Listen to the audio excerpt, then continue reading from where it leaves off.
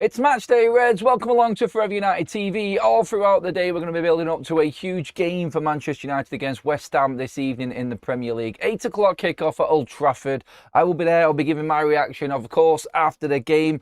But before that, we've got all the build-up. We've got the embargoed version of Ruben Amorim's press conference. In the first part of the press conference yesterday, Ruben Amorim was alluding to two players alongside Benjamin Sesko and Harry Maguire that could have late fitness tests and could be missing in the game tonight. It now looks like them two players are Bruno Fernandes and Joshua Zirkzee. Focal points in Manchester United's win against Crystal Palace at weekend. How big a miss would they be if they don't pass them fitness tests? I've asked the question already in the chat. The poll is up. Are you concerned? Are you worried if United don't have Bruno Fernandes in the side tonight? I'll leave that poll running for a bit through this live show. See what you're all thinking by the end of it. We're going to go through what Ruben Amorim said to Kobbie Mainoo, or about Kobbie Mainoo, sorry, as well, his position in the side, the centre-back berth, Luke Shaw trying to get back in ahead of Luke Shaw. Ruben's had a lot to say, and of course we'll bring you up to date with all of the other Manchester United transfer news and all the other talk around the football club at the moment. Match day is here. Good night for Manchester United last night, everybody. Good results. Sunderland drawing 1-1 with Liverpool means them two teams in and around us have dropped points. Brighton dropped points as well. Chelsea dropped points. It's going to be wide open and a good opportunity for Manchester United this season, I think. And right now, there's a chance of really getting ourselves positioned up there with a good win against West Ham tonight. Will we make it without certain players being in the side? This is the topic this morning. Who is going to start? Ruben Amorim yesterday in his press conference, part one, was talking about Matheus Cunha being back in the squad. No Sesko, no Maguire. Cunha could actually feature. And we're all thinking, well, Cunha's probably going to be on the bench, knowing how Ruben Amorim actually operates in bringing his injured players back in. And he will probably just get minutes towards the back end of the game. You cannot drop Mason Mount, Joshua Zirkzee in that position after the performance that they put in the second half. Remember, not just talking about the second half here. They did have a poor performance in the first half, and we do remember that. But match-winning performances in the second half warranted amongst most of the Manchester United fan base a start against West Ham this evening.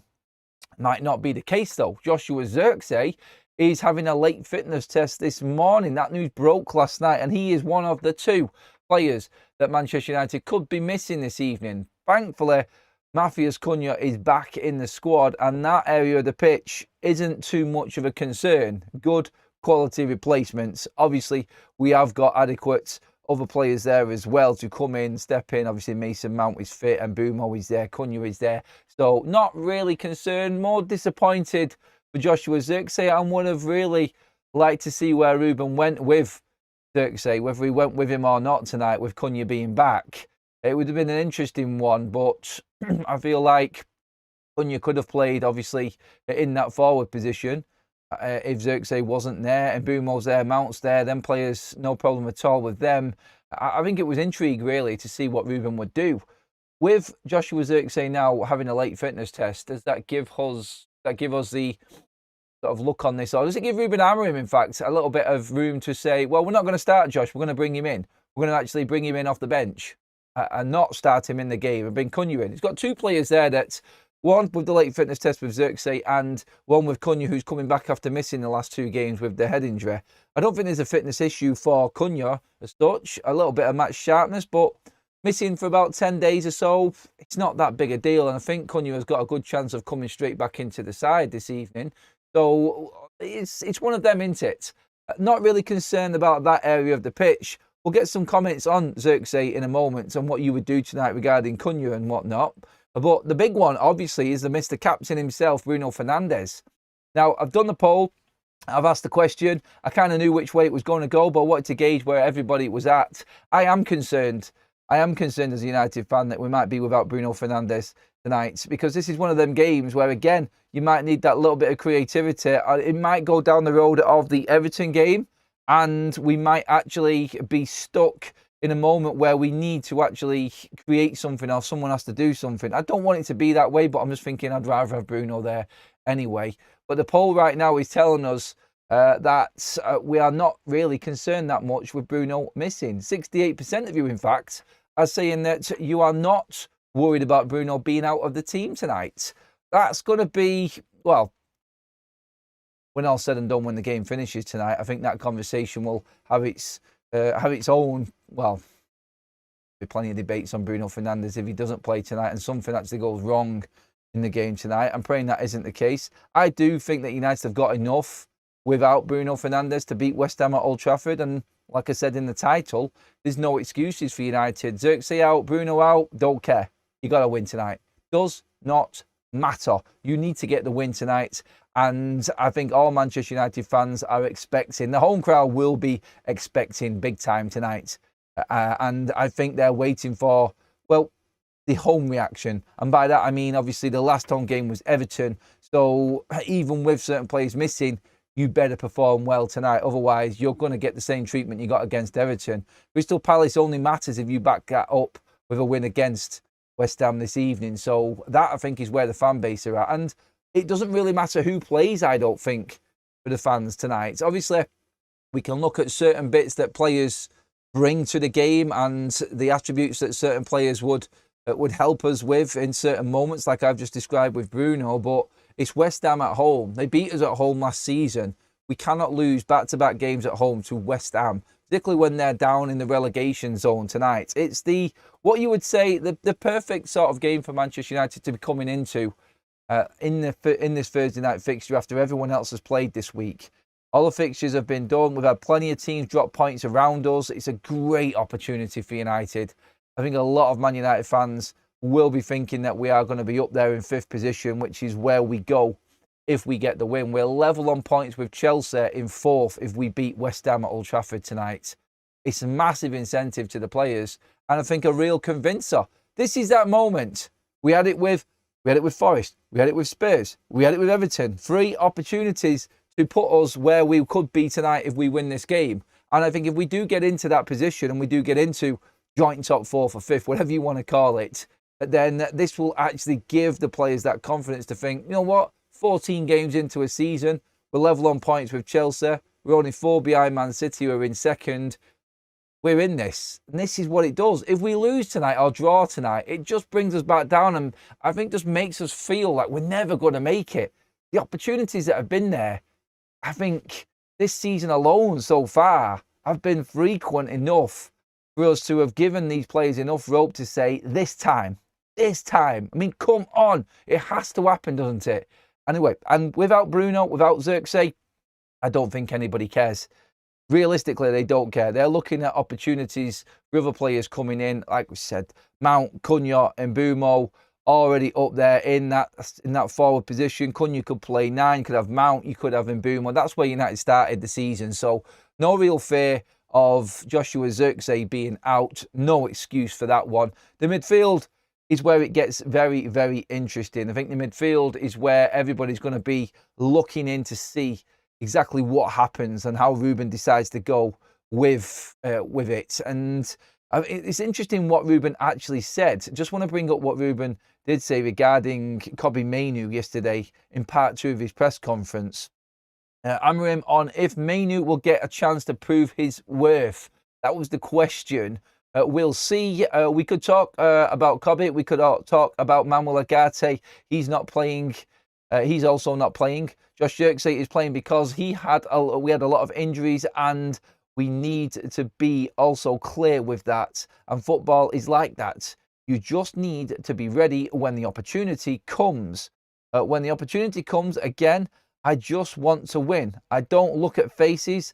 I just want to win, and I will choose the best ones. And of course, I think when you have more games, it sometimes happens, you will have your chance. You just need to be ready, and you will be fine. If you are ready, if you play well, I'm not going to take it. I'm not going to take it away from the team for any reason. I'm not going to take you away from the team for any reasons. I think that's supposed to say. I just choose for every game the best starting 11, and Kobbie is the same thing with the other guys. Really not really going into detail on Kobbie in particular and going in on why he might start, why he might not start. He's just keeping it general. Again, Ruben Amorim there in his response. and trying to cover the whole thing. Obviously, when asked about Kobbie Mainoo, he's already brought 2 players into the conversation in the first paragraph in what he's saying there, in Manuel Ugarte and Joshua Zirkzee. All 3 of these players that are under consideration here, and we're talking about in Ugarte, Zirkzee and Mainoo, are obviously hot topic in transfers out of Manchester United, whether it be January or the summer transfer window, of course. So journalists really going in on that angle on Kobbie, I think, more, because if Bruno is missing, and this is where the journalists started to do their work yesterday, Rob Dawson of ESPN, first of all, coming out and saying Bruno was carrying a knock, it might be him. Then we found out that it was Bruno. Sully broke the news last night about Bruno and Zirkzee being the 2 players. Obviously, then everyone's like, okay, here we go. Is Kobbie Mainoo going to start a game of football if Bruno Fernandes is not in the side? This is his moment. And what Ruben said there could trip him up. Because I can guarantee you one thing. In all of my defence of what's happening and everything that I've said on Bruno Fernandes and everything that I have said about Ruben Amorim, if Kobbie Mainoo starts today because Bruno Fernandes is injured and he has a good game, he's not starting in front of him ahead of Wolves. Not. So Ruben does have to watch what he says here. And in saying there, if he plays well, he's not going to bring them out. They're going to keep playing. He said all of these things in part 2 of his press conference. If Kobbie comes in and does well, you watch what happens then against Wolves. I guarantee you he will find a place for Bruno Fernandes in that side. He's that important to him. And people can say favourites FC. People can say whatever they want about Ruben not giving Kobbie Mainoo the right treatment or the same treatment as Bruno Fernandes. Bruno Fernandes has forever and a day been consistent at Manchester United in his numbers and what he brings.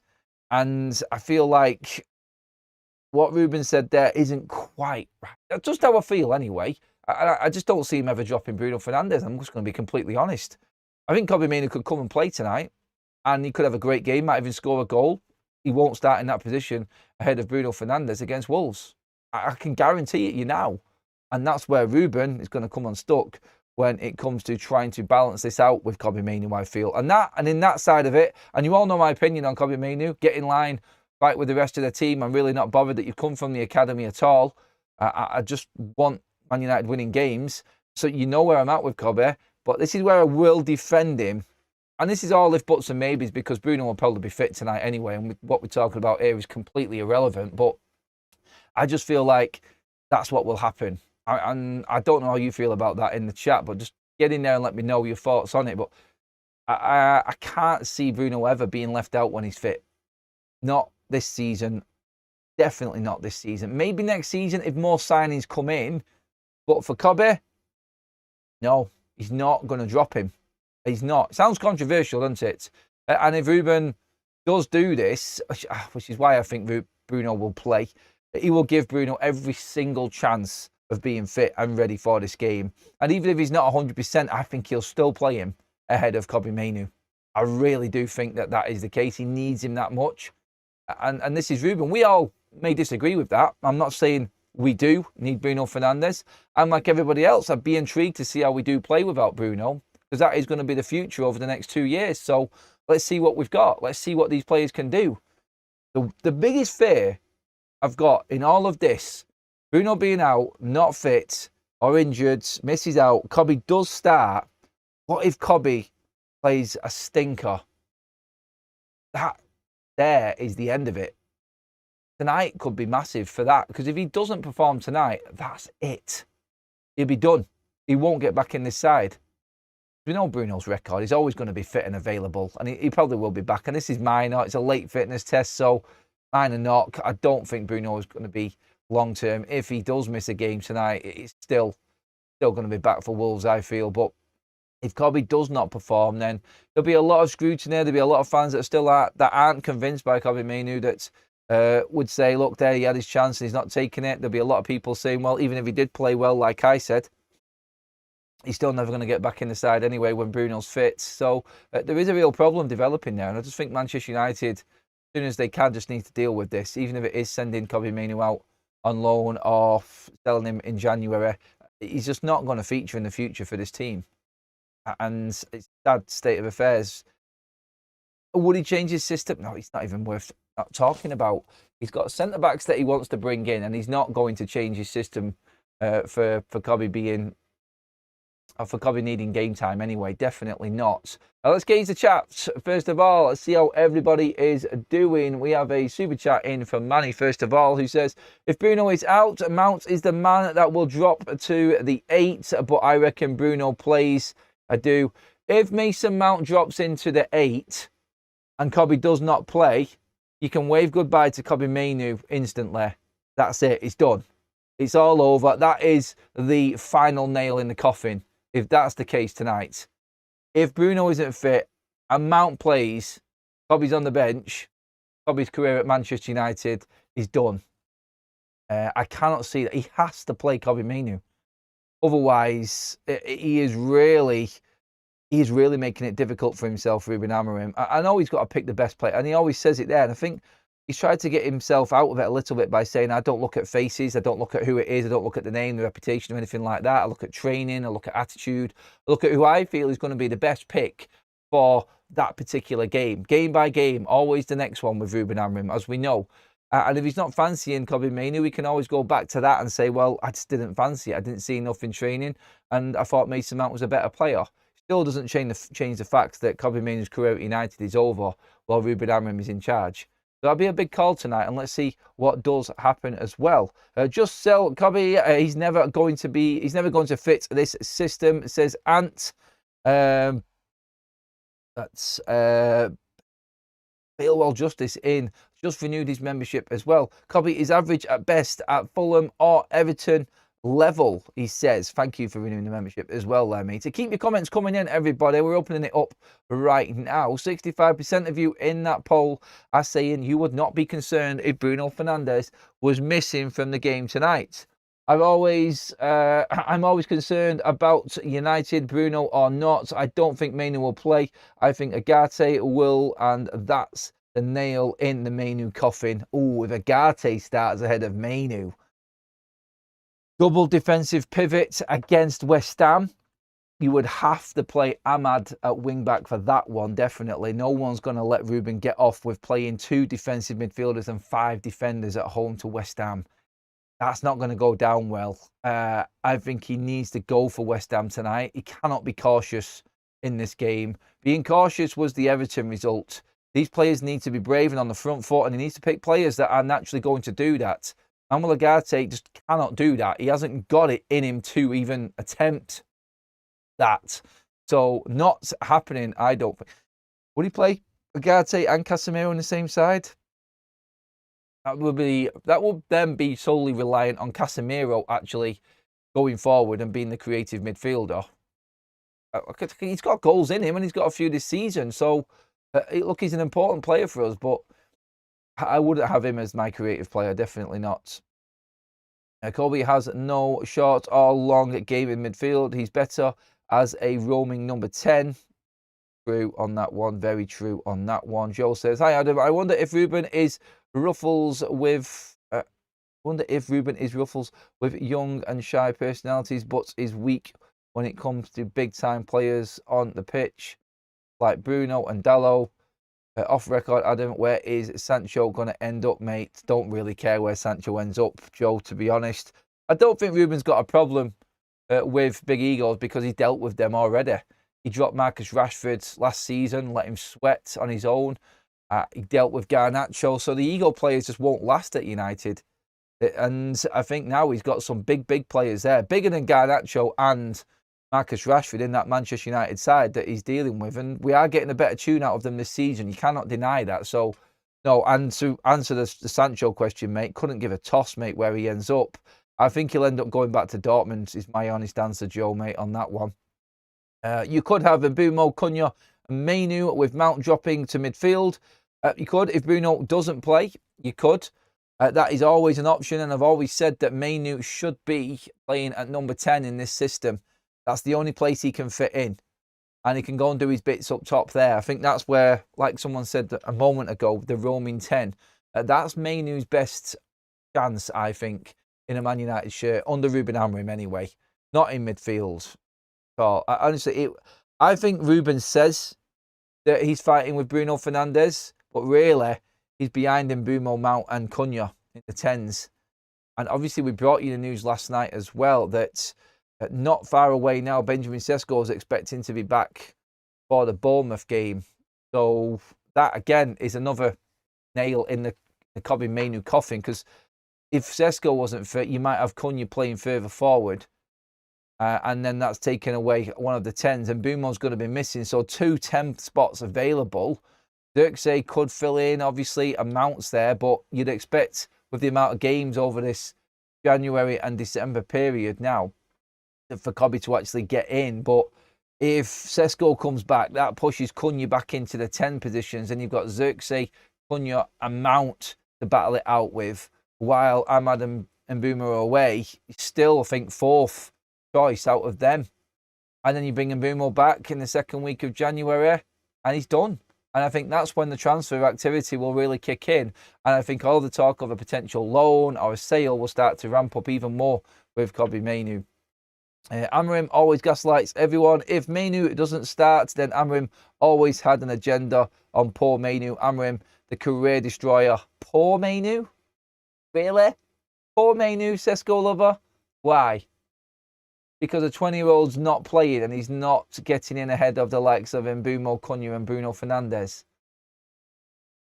Not many that would, mate. So there's no poor Mainoo in this one, I don't think, at all. But the argument I've just said there, it's like if Bruno isn't fit and he doesn't play tonight and he drops someone else into a position they shouldn't be playing in, you can pretty much write him off. And that's the only defence I've got for him. The fact that Ruben has been talking about him playing behind Bruno. If Bruno's not fit and he doesn't play tonight, then yeah, you can look at Ruben and merely, probably, but like I just said there, Ruben's very clever in what he does. He doesn't look at faces. He doesn't look at players. He doesn't look at names. He judges it off what he sees in training. So he's got give himself that little bit of a back out. So if a question comes his way after the game, if Bruno's not fit, Mainoo doesn't play, and someone comes to him in the press conference afterwards and says, you said that Kobbie Mainoo was behind Bruno Fernandes and competing in that position. Bruno's not played, so why is Kobbie not played? He would come back and answer that question by saying, well, I said also that I look at the players' performances, attitude. I don't look at faces. If I want to pick what I think is the right team for that game, I'm going to do that with the people that I think are best in them positions. He would back himself up by doing that. That would all be, I think, just piling on to Kobbie Mainoo and the end of his career at Manchester United. But that's how Ruben would get out of it, I feel, anyway. And I'm pretty certain Bruno Fernandes is going to be fit tonight, and we're not even going to be talking about Kobbie Mainoo. I think we just need to be talking about a Manchester United victory and a win. That's the important thing for us. Big news, obviously, in the games last night, and just looking at the overall picture. Bonus for Manchester United last night was that João Gomez got booked, 5th booking of the season in that loss to Nottingham Forest last night. So United's game on Monday night, João Gomez will not be available for that. So a bit of a little bonus there for Manchester United ahead of the Monday night game. Not looking too far ahead, of course, but obviously just in conversation about the games that have happened this week, that would be a bit of a bonus for Manchester United also. Ruben, keep the comments coming in, by the way, on Mainoo and everything else. Please do pile in there into the chats, everyone. Ruben has been talking also about the situation with Lisandro Martinez coming back. Obviously, Shaw is there now, and the importance of Luke Shaw, obviously, big week this week, 300 appearances for Manchester United. A lot's been made of that at the club. Amorim on Shaw's position with Licha Martinez returning. Yes, he says, they have to fight, and we talked about that as a group last year. We need to win the Europa League, he said, Ruben Amorim. I was always telling the players, because you have no idea what it's like playing 1 game per week, and you are going to be upset because you are not going to play. So he actually went back to something that he said last year in building up to the Europa League final. You've got to win it, because you're not prepared for what's about to come this season. So Ruben's again gone back and kind of give himself a little bit of a backup here by saying, we had this conversation with the players last year. They lost that final, so you're going to have to train harder, work harder, prove your worth this season to get in the side, because you haven't got enough players. He actually goes on and says, it's 11 players that can play, and then the rest you have to fight, and that is the situation. So that is not a problem. That is a blessing. That is my job to choose. Leacher is a guy that has a big character. I feel he stopped for a year, and now he wants things. He really, really fast, and you have to manage that. To explain that injury, we need to go step by step, but he's getting ready. He's feeling really strong, and this one more guy to help the team to play better. So I'm really happy with Leacher at the moment. He isn't going to start then. Luke Shaw is clearly ahead of him going off what was said there, but he's trying to maintain his minutes. He's trying to manage him. This is something that I'll be intrigued to see with Mason Mount. Mason Mount played his first 90 minutes, went under the radar weekend in God knows how long for Manchester United. Is Ruben still looking at Mason Mount as an injury concern? If Zirkzee is out, he's not sure about Cunha yet. Could Mainu actually replace Mason Mount? Now, obviously, you would say Mount has to play, but we kind of forget, like we get carried away with one win and the performance of that player. Behind the scenes, Manchester United will be looking at Mason Mount and saying, can he play this double game week? Can he manage the games, 2 games in 8 days? Same with Casemiro, in fact. Question marks on him that people are not bringing up. 90 minutes against Crystal Palace. Talking about Bruno not being ready. Could Manuel Ugarte replace Casemiro tonight? Because they're not confident that Casemiro can play 2 games in a week. First time this season since Grimsby that this has happened. So all of this is going under the radar right now. Just talking about Leacher there and Luke Shaw and what Ruben Amorim said there in the press conference yesterday.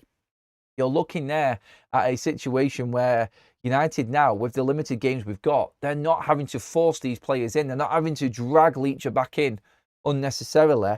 He's just going to get spot minutes here and there. He had a few against Palace. I think it might be the same tonight. I really just don't want him. Take, for instance, Manchester United is a tight game. 1-0 winning, or it's level, we're going for a goal. Don't bring Leacher on because he needs minutes. That's where a lot of fans will be judging Ruben Amorim. Don't make pointless centre-back substitutions for the sake of it. You don't bring Leacher on in a needs-must situation like this at the back. If United are 2 or 3-0 up, we're into the last 15 minutes, get Leacher on for Luke Shaw, for God's sake. Give him some minutes when the game is comfortable. That's what we're all going to be looking for now. And Ruben there again, in trying to explain, he's giving himself a bit of a backup by saying we spoke about this last year, this was on the players, and they failed. He's not digging them out there, but he's just reminding everybody that they were in a final last year and they failed against one of the worst Spurs sides that I've ever seen grace the Premier League. So it's on them in a way, he's kind of saying there. So he's covering himself cleverly. He's learning very, very quick. And I pick up on little subtle hints and moments in Ruben when he's talking. And you can see that he's positioned himself here. And if something did happen, or he did make a certain team selection that not many people would have thought would have happened, he's got his backup here. He can say something. So there's so many different situations developing in terms of availability of certain players tonight. So you've got the Lenny Yoro situation. Does Mazraoui come in? Casemiro and Mason Mount, double game week, 2 90-minute games? I don't know. Will he start them and then bring them off? Is that where Cobby comes on then? The injury situation between Zirkzee and Bruno Fernandes. Injury situation with Matheus Cunha. Is he ready to go from the start? All of that in one game tonight. So there's a lot on this one in terms of the starting 11 that we need to look at and go into probably a little bit more detail like we just have there. But I haven't got a problem with Luke Shaw starting ahead of Leacher at the moment. I don't think he's obviously going to be ready to come straight back in. I'm just happy that he's back. I'm happy we've got the option. And when these double game weeks do start to come around, and obviously this week, next week we haven't got a double game week, but going into December it starts to get busy. And obviously then the FA Cup kicks in. So we have, I think, 6 games this month. I think it's the same in January as well. So you're looking at least 2 double game weeks in the next 2 months. We'll see how Ruben manages this squad then. Sesko coming back and Maguire also coming back. It's going to be interesting to see how the dynamic changes there as well. Ruben, I'm just going to go through some more of these quotes so we can get them all out of the way as well. He went into more detail on Matheus Cunha yesterday. Ruben Amorim says Cunha's thinking about the numbers too much. I put my players in problems sometimes when I say things. What I mean is that I think he feels that he wants to score, he wants to assist, but he's really happy playing the game. It is really important. I think he struggled with his 2 games out, as in like he was struggling with dealing with not playing. He's so keen to play and impress. I think Ruben's trying to manage him a little bit and bring him down. Sometimes you can just put everything on a game and put so much pressure on yourself that you end up fluffing your lines and you end up not performing well. So I think that's where Ruben's going with this, is how I read it. He was struggling because he wants to play. He had fun playing the game, and that is so important in our team. Guys having fun, wanting challenge, the pressure. He's that guy. So I think it was not good for him to stop playing. He watched a lot of the players playing well, especially in his position, so he's not happy. And tomorrow, maybe he will have the opportunity to come back and to score again or assist. So he's stressing and worrying about other players playing well in his position. Obviously, Mason Mount, Joshua Zirkzee.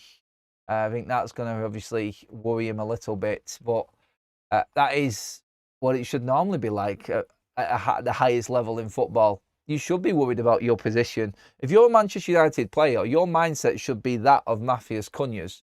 And that's a player who's just come in now, and that's embarrassing. Never get comfortable just being in a squad.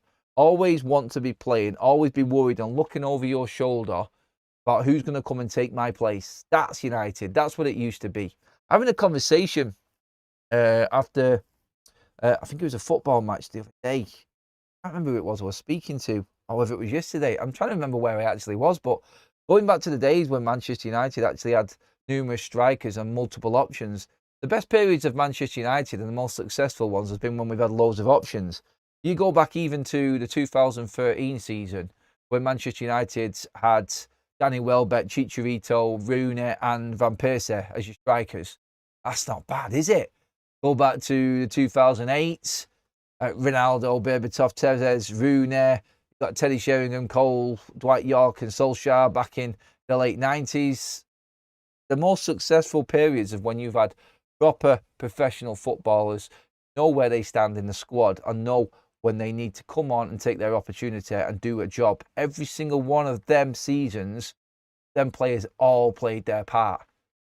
And this is what you need to get back to. And it's hard because we've allowed players to run the show at United, feeling entitled like they should be the ones that are coming in and getting the game time, bitching and moaning because they're not getting the game time that they think they should be getting. No.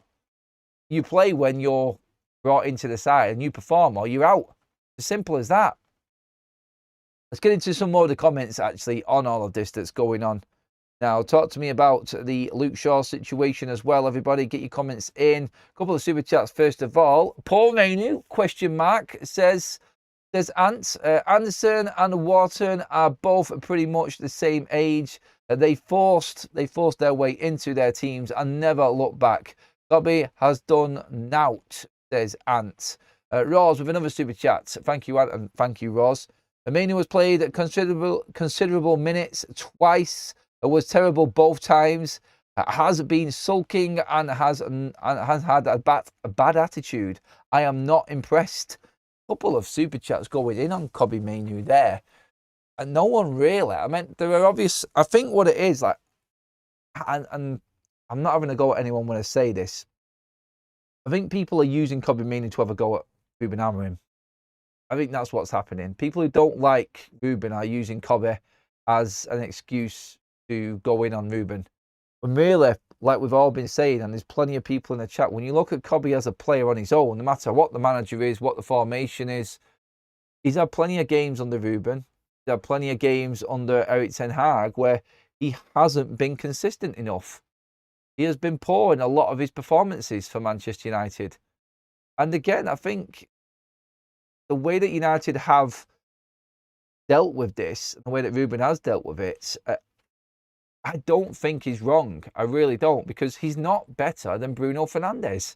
And if he's going to play this system, and he's in charge of what system he wants to play, and if he feels like he's got the better players to play this system than the other, then he's in charge of doing that. He will take the flak for it. If United win tonight and Manchester United are joint fourth after 14 games, no one can bitch and moan about Kobbie Mainoo not being in the side. That's the reality of the whole situation.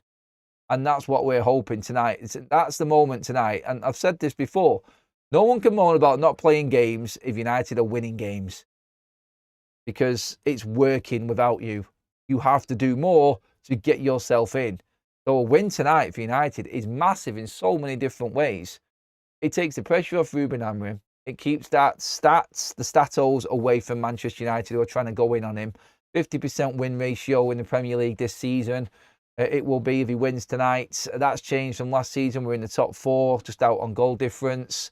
And we've played pretty much all of the big teams as well and done all right in the game. So the squad situation on top of that will start to drift away, because United are successful. Or not successful, but doing better, let's just say. So, yeah, that I feel is the importance of tonight and that situation as well. Mainoo should have kept his focus on his game after the breakthrough. Hope he can get his head back on it. It says Kulav. I can't say that full name, sorry. Bro, that's the worst thing that's ever been said to him in this chat. I think that's Greg talking to somebody else there. Jumped in again, sorry. I worry for Leacher. I think he's going to find out. I think he's going to get found out defensively, big time in a back three.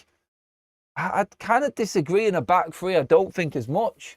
If you've got someone like Maguire next to him, and then an adequate left wing back, look, Ruben isn't really for playing Luke Shaw at left wing back. I don't know if he'll change him in game. The combination of Luke Shaw and Leacher on the same side should work effectively on paper, shouldn't it? You've got two proper players there at the top of their game. And Leacher in a back three, not overly concerned. I'm more on who plays with him, I think. Maybe Luke Shaw will play part of the game at left centre-back, then move to left wing-back. Of course, you can't play Luke Shaw. I think Ruben has already said this. The workload for left wing-back completely different to left centre-back. And Luke Shaw, I don't think, is going to be played in that position. I don't see Ruben doing it. I really don't see Ruben doing it. We will see, though. We will see. PJ says, the point is the manager gets it easy in terms of quality and results at United. At Spurs, Liverpool looking at changes already. Else talking in a different conversation there regarding the transfer window at Manchester United. A lot of talk of other clubs that are also struggling at the moment, getting prepared for a January transfer window. Well, we're getting talk of Manchester United perhaps not. Now, last night we did talk about Zirkzee and a potential bid going in.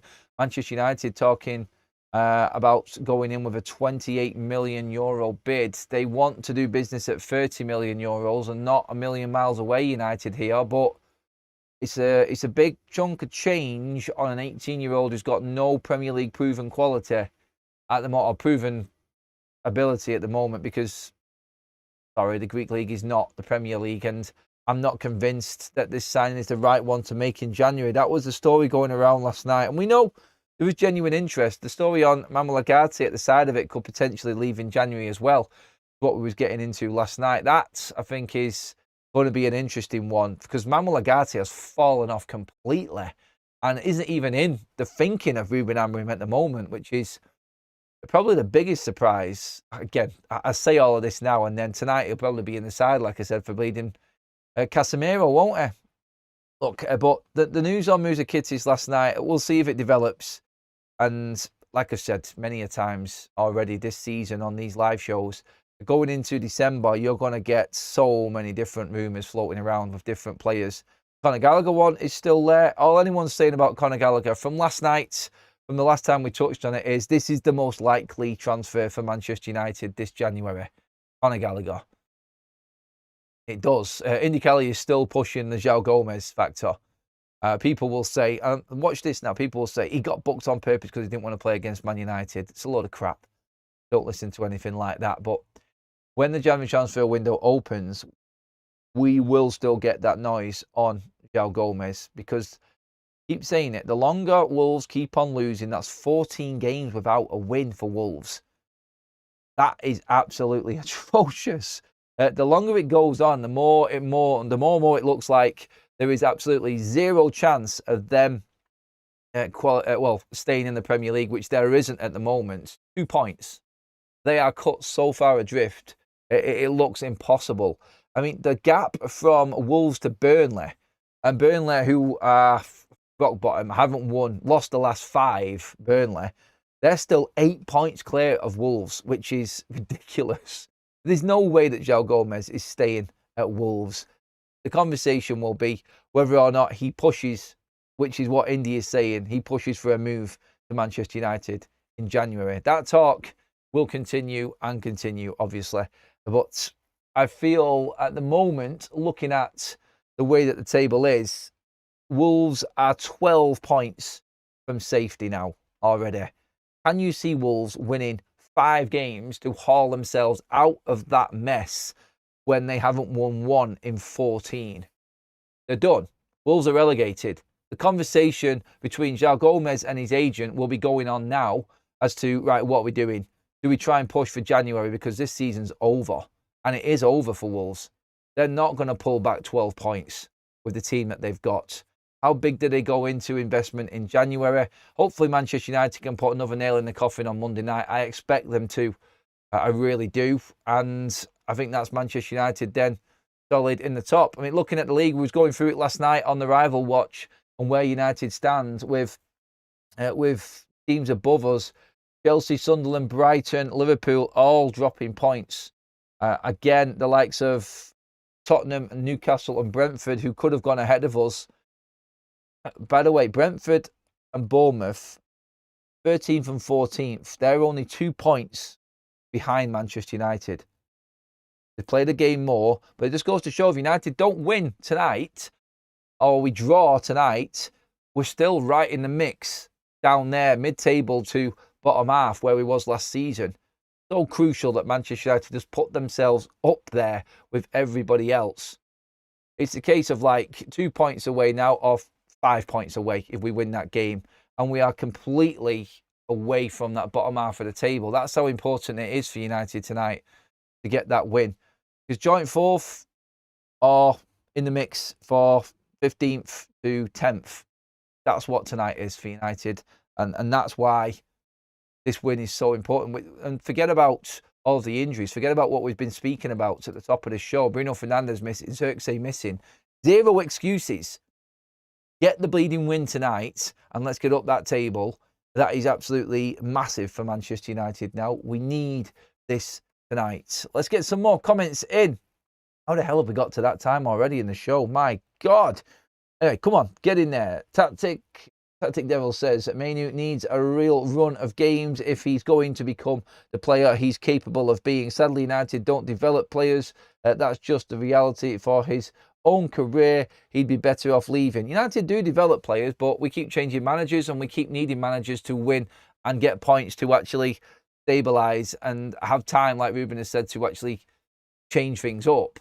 They're that desperate that we cannot give players a run of games and develop younger players as such because they need results now. And the times will change and Manchester United will evolve, and obviously we will move past Bruno Fernandes, we will move past Casemiro, Harry Maguire, Dalot, all of these players, the old guard.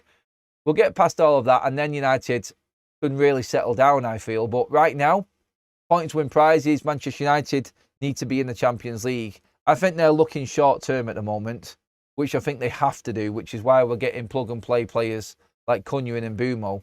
And that's why we're back up there. That's the recipe, I feel, for success right now for United, because we cannot take development players. We haven't got the time to give them players that they need. So the Zirkzee's story, again, I just don't see where he plays.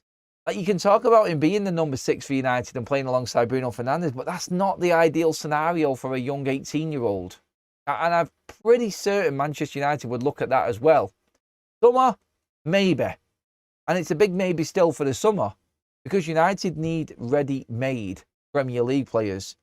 And even if you get a 24, 25-year-old, people will say, oh, 6 years younger than that. Think of the time that Manchester United could get out of him. Probably Mainoo's 20. We're talking about selling him. Been on the scene 2 years, most. No guarantee just because you're buying a younger player that they're going to last years and years and years. A player at 26, 27 could be more important for the future of this football club than someone who's 18. There needs to be a good balance there. And the work that we're doing behind the scenes and bringing in the cheaper, younger players, I think is the right way to go forward. Rather than spending fortunes on teenagers, we need to be buying players that are going to come straight in, that we know are going to come straight in, that don't need as much development to see us through this period. And then we can start to settle. Then we can start to get in to what we really can do with buying players from abroad, younger players, developing academy players, because the team is more settled and we're competing at the highest level. That's where Manchester United's priorities should be, in my opinion, anyway. But of course, you can disagree with me if you want to get in the chat and let me know. Talk to me about this. You cannot develop players at a club the size of United. They either have to smash it or move on. We ain't Brighton. There is differences in levels, I think, in the Premier League. There really is. And I think Manchester United have to use the likes of Brighton who bring these players in and develop them, because they have got the chance, the time and the opportunity to do so with less pressure. And then United step in. That's what I think happens. That's just the natural way of things in the Premier League.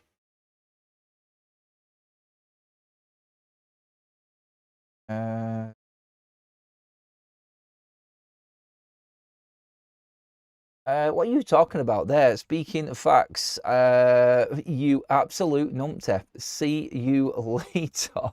What a ridiculous comment that is. And Asado, again, come over from another channel. We love these people that come over to try and play the big one. But yeah, sling your hook, mates. If you think that that is the case, you are clearly deluded yourself. Again, another Mainoo lover coming in and trying to run his mouth. Look, I've made some good points about Mainoo for, Mainoo against. It's just the way that Manchester United is. That's all it is. Good point. If we buy Baleba and Anderson for 100 million each, what will be their resale value? Do you think we will get the same price if we decide to sell them in the future? If you're buying players like that, you cannot really be looking at resale value straight away. You're looking at competing in the Champions League, and that's where the money is. Investment doesn't come in resale. Investment comes in, and people can say it's a good investment of how successful a team is. So if Baleba comes in and Elliot Anderson comes in, we spend 200 million on 2 players, when we could have got players for 100 million cheaper, maybe 3 players for 100 million cheaper. People are saying, look at the money that United have wasted. United haven't wasted money if we make the Champions League and we're competing in the Champions League. Them 2 players are paid for because of the money that the Champions League brings in.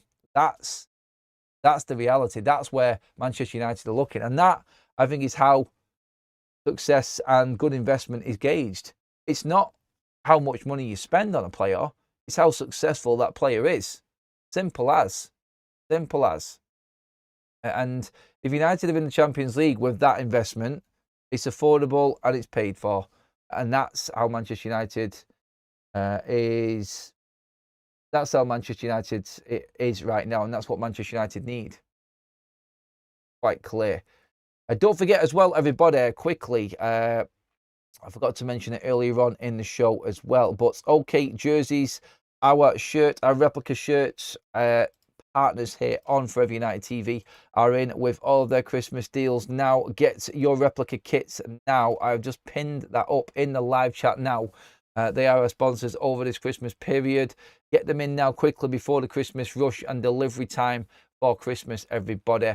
All the shirts from around the world, training kits, training tracksuits, jackets coming out as well, special edition shirts. It is all there, everybody, to to get in now. If you use promo code Adam on checkout as well, you'll get even more discount. So grab your shirts for as little as 13 to 15 quid. All the up-to-date kits, all of the replicas in the retros as well. Absolutely top quality, everybody. Get on that. The link is there in the live chat. And do let me know if you do buy anything or if you've got any problems as well. Turnaround is quite quick at the moment, but obviously it gets busy around Christmas. So get in there and get that done now, everyone. Thank you, everyone, for this morning's show. Please pop a like on the video if you haven't already. Let's try and get that over 200 again, please, on the live show.